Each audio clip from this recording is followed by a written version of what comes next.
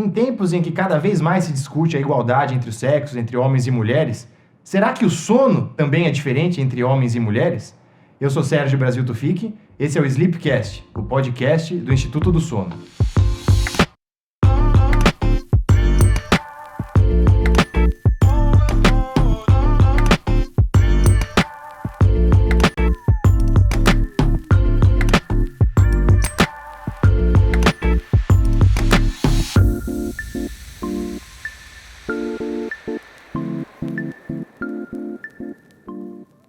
Hoje vamos falar nessa série de episódios da Semana Mundial do Sono sobre o sono das mulheres. E está aqui comigo hoje a doutora Helena Rachou, doutora ginecologista, professora do Albert Einstein e pesquisadora do Instituto do Sono.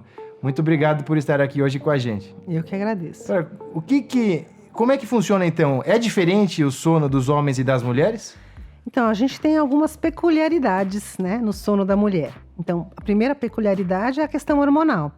Então, a gente tem as variações que podem ocorrer durante o período menstrual. Aí a gente tem as peculiaridades da síndrome pré-menstrual. E a gente tem as fases da vida da mulher que também vão tendo as suas respectivas modificações. Então, a gestação, depois a menopausa. Então, cada uma dessas a gente tem algumas alterações. Isso do ponto de vista hormonal. Fora isso, a gente tem as interações sociais que também têm as suas particularidades. Por exemplo, a mulher nos dias atuais acumula mais funções. Trabalha, estuda, cuida da casa. E esse acúmulo de funções leva ela a ter uma sobrecarga e algumas dificuldades, às vezes, para dormir melhor. Então, acho que vai ser legal se a gente puder passar um pouco sobre cada uma dessas etapas, né? Uhum. Então, vamos começar aqui falando um pouquinho sobre como que o sono nas mulheres varia em relação ao período menstrual. Então, quando ela está próxima à menstruação, durante a menstruação, o sono modifica nessas etapas? Então, a gente tem algumas fases do ciclo menstrual, né? Tem o começo, que é a fase folicular, a fase lútea. E, então, durante essa oscilação hormonal, a gente vai tendo algumas peculiaridades. Acho que mais importante é perto da menstruação, que tem a tensão pré-menstrual, que a gente pode acumular mais líquido, pode ficar mais irritado, pode ter insônia. Tem mulheres que têm insônia e tem mulheres que têm sonolência excessiva nesse período pré-menstrual. Isso varia de mulher para mulher, varia de ciclo para ciclo, então não significa que se tem, vai ter sempre. Então, tem essas variações todas. E a gente acaba ajudando as pacientes, né, as mulheres que a gente atende, quando há necessidade, e isso é uma coisa frequente e que necessita de uma intervenção. Isso na parte pré-menstrual. Aí vem a menstruação, que a gente acha que poderia aliviar. Só que se a mulher tiver muita cólica, às vezes a cólica menstrual faz com que ela desperte. Então, também é uma peculiaridade do sono na mulher. Então, se ela tiver uma cólica muito importante, por exemplo, se ela tiver uma endometriose, algum problema maior durante a menstruação, ela pode ter um sono irregular ou desfavorável, não contínuo, por conta de dor. Então, ela precisa de um tratamento específico da cólica e ela pode ter um problema de sono somente nesse período. Então, essa é uma especificidade, da mulher no sono. Legal. E, bom, você mencionou brevemente, eu queria fazer uma pausa no que a gente estava falando e falar um pouquinho de insônia. Tá. A insônia é um distúrbio muito frequente na sociedade e muito prevalente nas mulheres. É isso mesmo? Como que... A gente tem observado, né, nos nossos estudos, né, dentro do Instituto do Sono, inclusive, que a prevalência de insônia é em torno de 30% nas mulheres. E ela pode piorar, dobrar até após a menopausa. Então, ela é mais frequente nas mulheres. E depois da menopausa, quando a gente pensa que a tranquilidade hormonal viria, né? Porque a ausência de hormônios era de se esperar que ia melhorar, mas na verdade piora ainda mais. Então, quem tinha problema de sono piora e quem não tinha pode vir a ter. Então, a gente pode ter uma acentuação dessa insônia ou um início da insônia após a menopausa. Então, a gente tem dois momentos diferentes. Na pré-menopausa, a gente tem uma associação aí dessas questões hormonais que a gente estava falando. Outros problemas hormonais podem também levar a problemas de sono, por exemplo, ovário policístico. Outras alterações hormonais a gente tem estudado que podem ter associação com problemas de sono. Além das questões hormonais, a gente tem, o que a gente estava falando dos acúmulos de funções, de trabalhar, estudar e arrumar casa. E às vezes a mulher fica com pouco tempo disponível para dormir. Então ela tem uma associação aí de insônia com privação de sono. Ela tem pouco tempo para dormir e o tempo que ela tem disponível para dormir, ela fica preocupada com as coisas que ela tem que fazer no dia seguinte e acaba não conseguindo dormir por ansiedade, talvez disso, né? Então isso no período de menstruação, pré-menopausa. Depois a gente vai ter o período pós-menopausa. E aí, um pouco desse período, aí ela, quando finalmente consegue ir para a cama e dormir, ela encontra o marido roncando. E isso aí também é uma coisa muito frequente. Casal maravilhoso. Exatamente. A gente fala o seguinte, que o homem sempre ronca mais que a mulher, né? Ganha nesse quesito. Porém, quando chega na menopausa, a mulher também começa a roncar e começa a querer equiparar. Mas o homem ainda ganha. Só que ela tem a insônia, que aumenta na menopausa. E aí, com o parceiro roncando, fica ainda mais difícil, porque ela já tem as condições dela favoráveis a ter insônia. E daí, quando ela tem mais o barulho externo do marido roncando, tem esse outro fator para agravar a questão da insônia, né? E a gente falou já um pouco em outros episódios sobre insônia, mas eu queria voltar um pouco atrás e tentar deixar um pouco mais claro, assim, quando que a gente tá diante de insônia mesmo? Assim, se a mulher ficar uma noite sem dormir, é considerado insônia? O que na verdade precisa para ter esse diagnóstico? Uma noite a gente pode ter, eventualmente, episódios esporádicos de insônia, quando vai dar uma aula, quando vai dar uma entrevista, quando vai fazer uma coisa assim, e pode ter pontualmente episódios de insônia. A gente considera que é um diagnóstico de insônia quando essa insônia acontece 3 vezes por semana, nos últimos 3 meses, e a pessoa tem repercussão no dia seguinte, ela tem irritabilidade, ela tem prejuízos no dia seguinte. Então aí a gente considera que precisa de uma atenção, que precisa de um tratamento. E existe uma forma de se tratar a insônia? Nossa, aí é complicado. Assim, não existe uma fórmula, né? Não é que nem quando a gente tem uma infecção bacteriana, tal bactéria faz um antibiograma, é tal antibiótico que resolve. Não é assim, insônia não. A gente precisa entender o contexto da pessoa, precisa entender o enredo todo, o contexto que ela está inserida, social, psíquico, orgânico. Eu acho que a insônia, a gente acha que é uma ponta do iceberg. Então, a pessoa tem insônia, mas tem um montão de outras coisas que a gente tem que trabalhar.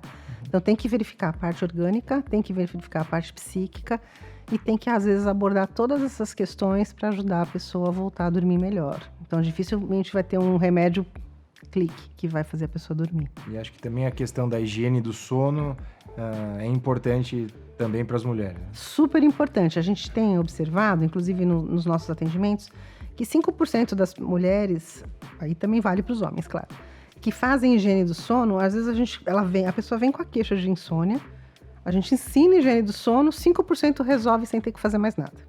É uma grande estatística, apesar de, né, só ser 5% de uma resolução, sem outras intervenções adjacentes, né? Então, realmente, a higiene do sono vale para todo mundo. E quais são as principais medidas, assim, que podem ser adotadas? Então, vamos tentar recapitular junto. Não pode ter televisão no quarto, tem que ter um ambiente silencioso, com pouca luminosidade, tem que evitar substâncias estimulantes como café, xantina, evitar de ficar pensando nos problemas também quando vai para a cama. A gente recomenda, anota num papel e deixa o papel ali, não precisa ficar com aquilo na cabeça, deixa o problema para o dia seguinte. Não ficar olhando no relógio, porque ficar olhando no relógio gera ansiedade. A pessoa, cada vez que olha no relógio, fala, nossa, eu não dormi ainda, eu precisava dormir, eu tenho tanta coisa para fazer, e pum, vem aquele monte de coisas na cabeça. O que mais? Tem a parte de uso de dispositivos eletrônicos, inclusive. Isso, a gente tenta pedir. Tem um podcast justamente focado nesse assunto. A gente tenta pedir para as pessoas não utilizarem, tá muito difícil, né? Cada vez mais difícil. Porque todo mundo dá uma olhadinha no celular e essa luminosidade também atrapalha a melatonina, enfim. E fora, né, a interação, e você fica interessado no que está escrito ali e fica interagindo e acaba não desconectando literalmente, né? Com certeza. Que mais? A gente consiga resumir de talvez deixar o quarto como um ambiente mais propício para o sono e tentar isolar todos os problemas de vida que você tenha para outros ambientes e outros momentos. Né? Exatamente. Cada coisa no seu lugar, né? Para tudo ter o seu tempo e o seu lugar. Exatamente. Agora acho que fazer um grande breakthrough na vida da mulher, que é a menopausa. E como é que isso impacta o sono e os distúrbios de sono relacionados ao sexo feminino? Você sabe que aqui no Instituto a coisa que a gente mais estuda dentro da linha de mulher é a menopausa, né? Então, quando a gente percebeu que a mulher tinha essa dificuldade toda de dormir após a menopausa, a gente começou a estudar por que isso acontecia. Por que dobrar é uma prevalência muito alta, né? De 30 passar para 60 é muita coisa. Então, muitas acordam por causa dos calores. Realmente é muito incomodativo. Você tá normal, de repente vem aquela onda de calor, aí você transpira, fica molhado. Tem mulheres que chegam a molhar o lençol. Então, você imagina o choque térmico, né? Ter que levantar, trocar o lençol, atrapalha pra caramba. Então, essa é uma questão. A outra questão, também decorrência da questão hormonal, é a nictúria. Quer dizer, a pessoa fica com a bexiga mais flácida. Ela tem a necessidade de acordar para ir ao banheiro. Levanta, vai no banheiro, volta, não consegue dormir. Então, dá um break, né? Dá um pit stop no meio da noite. Tem a irritabilidade decorrente também dessas questões hormonais. E tem as condições psicossociais do momento, que são: os filhos estão saindo de casa para estudar, ou para morar fora, ou para casar, para juntar, para, enfim, fazer o que quiser. E fica a questão do síndrome do ninho vazio, que é mais exuberante nas mulheres que se dedicaram exclusivamente a isso. Claro, porque ela se dedicou totalmente a isso. De repente o ninho está vazio, ela tem falta de ocupação de outras coisas. Então a gente inclusive estimula que procure outras atividades, né? De lazer, enfim, diversas atividades. Para quem trabalha e faz outras coisas, acaba sendo menos pesado essa transição. Mas isso tudo acontece. Então tem os fogachos, a questão biopsicossocial, a depressão, que muitas vezes acontece nesse período, uma depressão leve ou moderada, mas que também ajuda a atrapalhar a questão do sono. E os distúrbios respiratórios, especialmente a apneia, acho que você comentou brevemente sobre isso, mas normalmente as mulheres têm pouca incidência de apneia, mas com a menopausa essa incidência também aumenta, não é? Isso, aumenta bastante, sabe? A gente tem observado assim, que dentro dessas mulheres que têm queixas de insônia, mais ou menos metade delas tem, na verdade, distúrbio respiratório. Só que ela vem pra gente com a queixa de insônia, porque, como a gente sabe, os homens morrem mais cedo que as mulheres. Então, tem muitas mulheres viúvas, às vezes elas não têm parceiros. Então, elas não sabem que elas param de respirar durante a noite. Então, elas chegam pra gente na consulta dizendo que elas têm um sono interrompido, que elas têm um sono fragmentado, elas não chegam falando que elas param de respirar. E aí, o que a gente observa quando a gente vai avaliar melhor, ou fazer até o exame da polissonografia, a gente verifica que elas têm apneia. Então, é muito frequente depois da menopausa, também pela questão da perda hormonal, da perda da progesterona, que é estimulante ventilatório, e também pelo aumento de deposição de gordura, tanto aqui como abdominal, aumentar o risco de apneia na pós-menopausa. Acho que é legal também deixar claro, a apneia é quando a pessoa para de respirar, né? Ela basicamente tem quase que zero o fluxo aéreo durante a noite, e o que acontece é que ela tem que acordar várias vezes durante a noite para respirar, e às vezes ela nem percebe isso, né? Quem acaba percebendo é quem tá dormindo ao lado dela. É, exatamente. E em relação... Às vezes ela não tem queixa, mas o parceiro tem. Exatamente. Ou o contrário, né? Exatamente. Pode Normalmente ser é o parceiro também, que né? denuncia, a pessoa acha que dorme super bem. Exato. Que onde ela estiver, ela encosta e dorme justamente... Hoje mesmo eu atendi uma paciente assim, que ela chegou, o marido foi junto, ela falou, eu não tenho queixa nenhuma, mas ele tem, do meu sono. Normalmente é dessa forma. É. E agora também acho que uma questão bastante interessante quando a gente está falando do sono das mulheres é o período de gestação e também depois que o filho nasce e a amamentação. Como é que o sono se comporta nessas fases que mudam tanto a vida?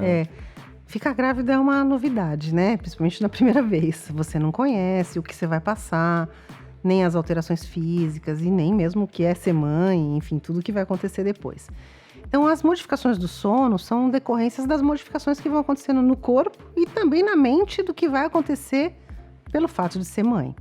Então, no primeiro trimestre, nós temos 3 trimestres. No primeiro trimestre, a gente tem o enjoo, tem o sono um pouco mais fragmentado, vai mais no banheiro. Isso atrapalha o sono dessa forma. O segundo trimestre, ele é mais tranquilo, tanto do ponto de vista fisiológico, que a barriga ainda não é muito grande, não tem tanto incômodo, o sono também fica mais tranquilo. A gente começa a sentir o neném mexer, isso pode ou não levar a despertar da paciente, da mãe, né? E depois o terceiro trimestre já volta a ser complicado, porque aí o volume abdominal é grande, incomoda a respiração, a expansão, assim, né, do pulmão. Começa a ir muito no banheiro, porque o neném pressiona a bexiga. Então, no meio da noite, a mulher tem que ir ao banheiro algumas vezes, porque a bexiga não tem a capacidade para aguentar tudo por conta da pressão do neném em cima. Então, ela começa a acordar muito e fora a ansiedade do parto que está chegando. Ela não sabe como é. Então, esses medos todos atrapalham o que a gente vai passar depois. E ainda no primeiro trimestre, esqueci de falar que às vezes a gestação não é desejada, ou não era naquele momento, ou não era com aquele parceiro, enfim. Por N razões, a pessoa pode ter insônia. Embora a gente fale que no começo da gestação se tenha mais hipersonolência, né? Quer dizer, a pessoa fica com muito sono, a gente tem muitos casos de insônia no começo da gestação por conta dessas outras condições. E aí vem o parto, e depois do parto, nasceu o bebê. Aí quando nasce o bebê, o neném acorda cada 3 horas para mamar. E a mãe vai ter que acompanhar esse ciclo do sono do bebê, porque ela vai ter que amamentar. Isso ela não tem como delegar, porque é ela que tem que amamentar. Então o sono da mulher no pós-parto fica fragmentado, fica difícil. Ela não consegue fazer mais um sono direto, né? Isso faz muita diferença. E ela precisa do sono para produzir o leite, porque é durante o sono que a gente produz a prolactina. Então, a gente precisa de um sono para poder fazer o leite. Então é isso, a gente tem no pós-parto um sono fragmentado para acompanhar esse ciclo de sono do bebê. E até quando essa situação vai se normalizando com Aí o depende avançar do da bebê, idade? né? Vai depender muito do bebê que a gente tem.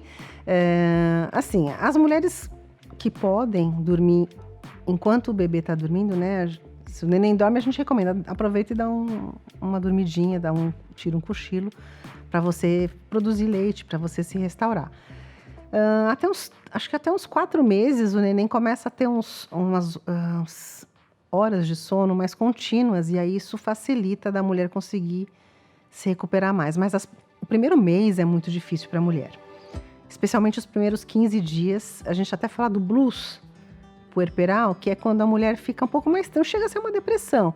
Ela fica um pouco mais tristinha, mas eu ainda acho que tem mais a ver com esse sono que, de repente, fica assim, a cada 3, 4 horas direto, né? Como se fosse um plantão que você não pode passar para ninguém, né? E você não tem para quem passar no dia seguinte, porque um plantão no dia seguinte você passa.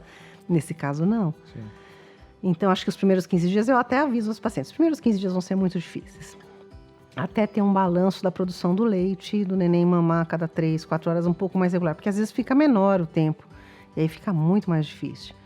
Então, no primeiro mês é mais difícil, o segundo mês já vai melhorando, até o terceiro, quarto mês, em geral, dá uma melhorada, mas não tem uma regra, né, porque os nenéns não são padronizados. E existe alguma dica ou coisas que se possa fazer para ajudar?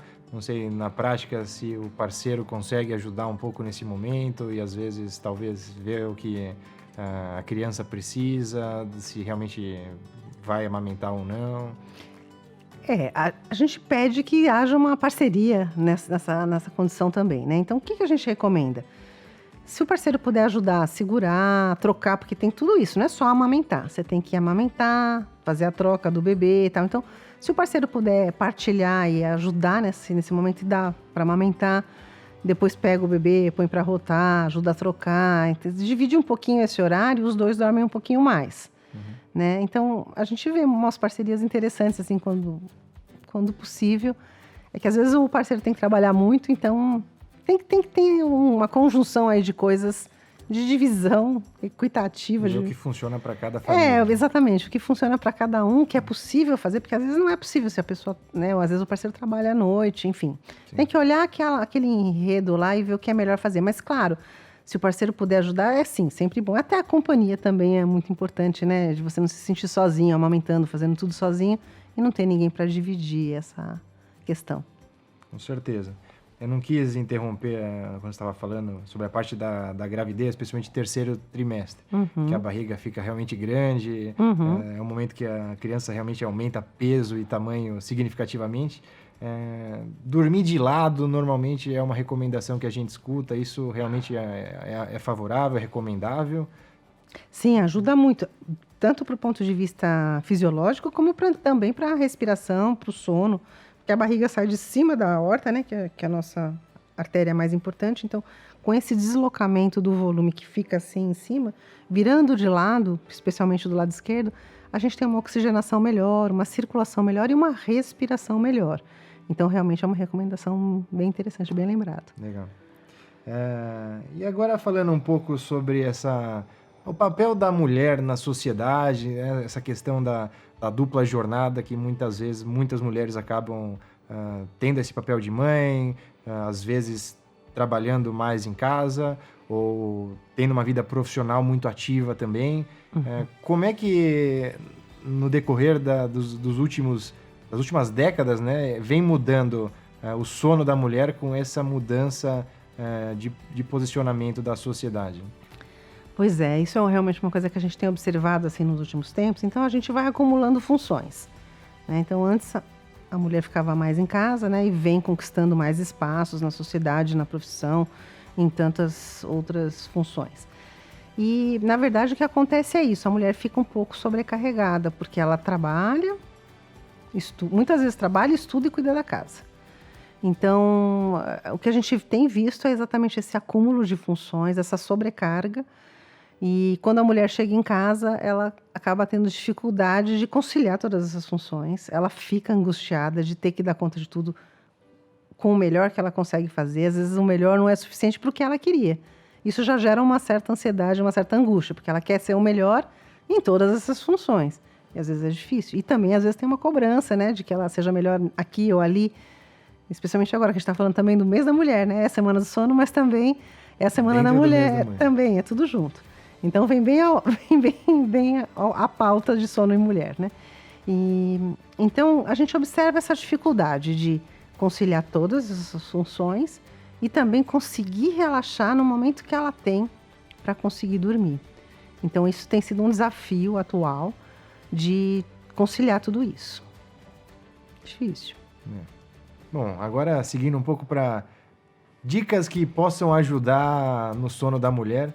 E talvez acho que eu voltaria de novo na questão do marido. Dá que o marido ronca. O que ela poderia fazer para ajudar no sono dela? Além de mandar o marido se tratar. A gente não pode se meter muito na junção aí do casal, né? Mas o que a gente recomenda é que conversem, né? Explique quanto que isso está interferindo no sono um do outro. E explicar que às vezes há necessidade de dormir em quartos separados, se o tratamento às vezes por exemplo, o marido usa o CPAP. O barulho às vezes também incomoda a paciente que já tem insônia. Então o barulho tanto do ronco como do CPAP, embora que o barulho do CPAP é melhor do que o barulho do ronco, é o que as pacientes narram, né? Mas de qualquer maneira eu acho que deve ser conversado e visto uma melhor solução. Ou dormir em quartos separados, ou como você falou, promover que o marido vá fazer o tratamento, né? Eu acho que é interessante, porque do ponto de vista do médico do sono, talvez dormir em quartos separados seja uma boa solução para problemas e uma noite calma para as duas pessoas. Mas É que às vezes gera conflito. Exato, mas né? É uma situação socialmente muito pouco aceita, né? Pouco aceita. E a gente tem que ter muita delicadeza para conduzir isso. Com certeza. E que outras dicas mais você daria para melhorar o sono das mulheres de forma geral? Olha, eu acho que dicas gerais são, acho que primeiro sempre promover a qualidade de vida, né? Então, fazer exercícios físicos, ter uma boa alimentação, ter uma vida regrada, procurar ter momentos de prazer, que isso serve para todo mundo, não só para quem tem insônia, mas até para prevenir de ter insônia. E também, no ponto de vista hormonal, acho que vale a pena observar se o seu ciclo menstrual está regular, porque ciclos irregulares também estão associados com problemas de sono. Então, se tiver alguma alteração menstrual, procurar o ginecologista, fazer exames hormonais, para checar se tem alguma alteração hormonal que possa ser tratada e ajudar também nesse distúrbio de sono. Acho que é isso, cuidar da saúde como um todo e da parte hormonal. Com certeza. Doutora Helena, queria agradecer mais uma vez a sua presença. Agradeço. Acho que foi uma conversa muito enriquecedora, aqui unindo a Semana Mundial do Sono com o Mês das Mulheres. E desejamos a todas as mulheres que tenham uma maravilhosa noite de sono. Para aqueles que gostaram desse vídeo, por favor, dê o seu like, é muito importante para nós. E espero que vocês curtam também os outros vídeos feitos para essa semana tão especial para nós. Muito obrigado.